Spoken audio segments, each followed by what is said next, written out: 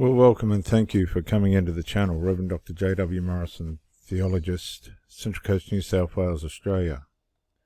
We're at saying number 18, Proverbs 23, verse 26. My son, my child, give me your heart, and let your eyes delight in my ways. The reason for this is we're made to be monogamous. We're made to spiritually be one with our Creator and intimately to be one with the person that we're with. We're not to swap and change and shift around and come and go and all the rest of it. No. That's not healthy for our psyche. Our psyche is designed to have a monogamous relationship spiritually, a monogamous relationship psychologically and physically. The spiritual relationship we have with our Creator helps our body.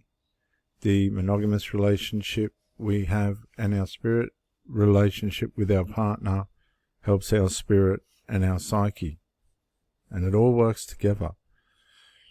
When you start triangulating yourself in relationships and things, it's abuse. It's self-abuse. You can choose to abuse yourself and cause trauma for yourself, or you can choose to treat yourself right in a monogamous way. My son, my child, give me your heart. Now, the reason why also the Lord wants our heart is to help us to guide ourselves through life. We don't guide ourselves very well. We use people, we abuse people, we triangulate people, we get flying monkeys and listen to what they say about people. We undermine our own intimate relationships if we're not careful. We need to be aware that we need the Lord to guide our heart. Why would we need the Lord to guide our heart? I remember just here somewhere. Jesus said in Mark 7:20, what comes out of a person is what defiles a person.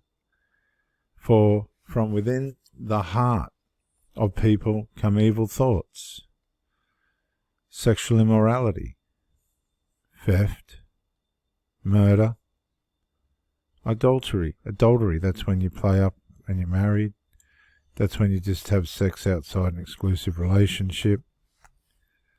Greed, wickedness, deceit, debauchery, envy, slander, arrogance, and foolishness.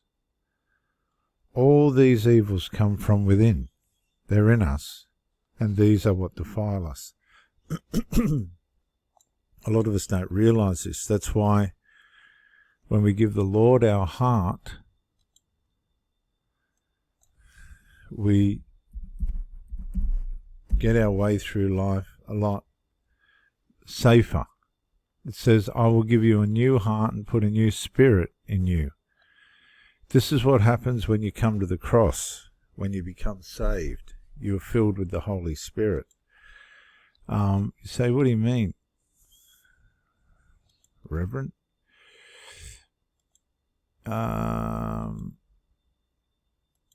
Here, when the Holy Spirit descended, I'm sure this is it, Jesus promised when he ascended, but you will receive power when the Holy Spirit comes upon you, and you will be witnesses.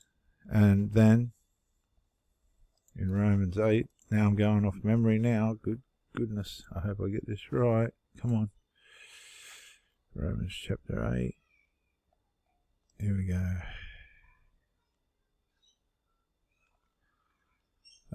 The whole chapter.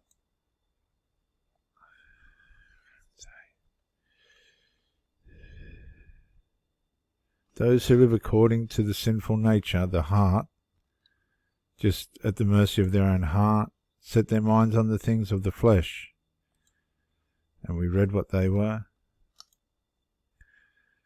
Evil thoughts, reckless sex, theft, That can be theft of somebody's intimacy, murder, adultery, etc. And then those who live according to the Spirit set their minds on the things of the Spirit, which is what we want to do. That's why we need to give the Lord our heart, because then the things of the Spirit, as you all know, we're getting into it now,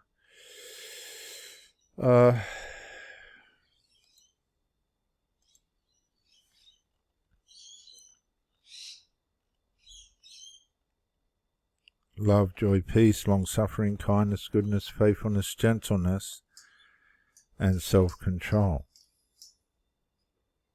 Okay, as opposed to evil thoughts, sexual immorality, theft, murder, adultery,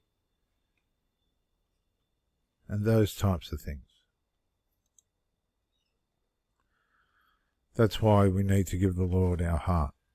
And let your eyes delight in his ways. Well, that's what you're doing now. If you're watching this, you're trying to learn his ways. Now, a prostitute's something that you voluntarily choose to engage, and it's not going to go well for you. Because whilst they're necessary, I believe there is a necessity for prostitutes, whoever decides to be one out there. The problem with it is, again, it comes back to monogamy. We're not designed to share ourselves with more than one person. And for the prostitute, they're constantly giving themselves to the spirit and soul of different men. And they end up with personality disorders and schizophrenia. They hear voices, and terrible things happen to prostitutes. It's a thankless job, and it's a deep pit. It just gets deeper and darker. Now, when you make contact with a prostitute, you're allowing a bomb to come into your soul. It's a bomb of all different personalities and characters and things that have entered her. You're making yourself subject to that, and you'll end up going into a deep pit yourself. I guarantee it. Something will go wrong in your mind and in your psyche. So choose very wisely what you're about to do. That's why you need to give your heart to the Lord. Right? Become celibate until you meet the right person. Don't come out of a relationship and jump onto the dating sites and continue down that deep pit. No. You can if you want, but good luck with that. It's just a narrow well that you can't get out of. You just date. See, a lot of people run around just having sex with whoever they can. And in the end, they end up on their own, bitter, twisted. They think there's no glory in it. Because there's no life in it. You're getting deeper and darker, and it narrows in on you. Okay? And you can't protect yourself from that unless you've given your heart to the Lord. And you wait for somebody that you can have an exclusive relationship with. That's where the self-reward system is. There's delight in that. But once you get into this darkness, it's a narrow well. The prostitute is voluntary. They're just there, available to whoever comes along.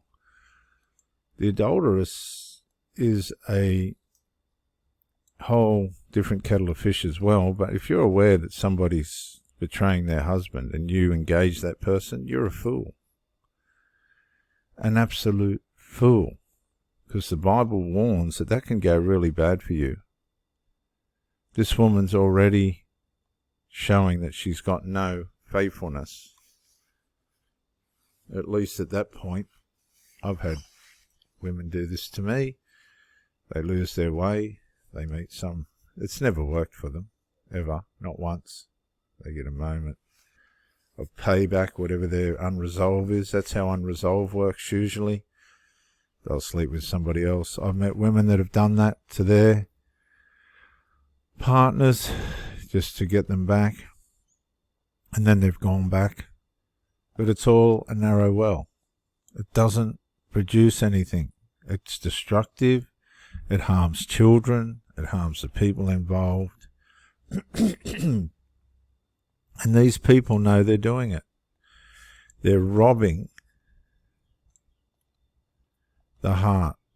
They're robbing the delight. They're making it a misery. And these covert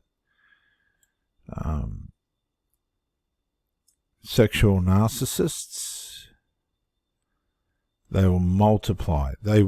I've had women say to me, I want as many men as I can get. And I thought, well, good luck to you. They just multiply the faithless. These are the women whose eyes go black. Their eyes will go black, and then you know it's time to get out. Once their eyes go black, the narcissistic black eyes, you know that you're with somebody that's been a phony. And I've seen this a couple of times, and I knew the end was drawing near. It's a deep pit. It's a narrow well. You're going to allow these people to rob you. They're waiting for you to come along. And they're going to cause you to be faithless. Faithless against yourself, possibly against your wife, but most of all, against your Creator. You have to beware that your heart is full of evil, and there's a sum up of it. Or you can turn to the fruit of the Spirit, which is love, joy, peace, which is the way I'm going. I'm not going to do triangulation and all this horrible stuff that people do to you anymore. Stay out of the deep pit. Stay away from the narrow well. Don't be robbed. Don't be lied to. Wait. These people are the masses, and they're faithless, and they're everywhere. I'm Reverend Dr. J.W. Morrison, theologist. I hope that helps you. Thank you for joining me, and bye for now.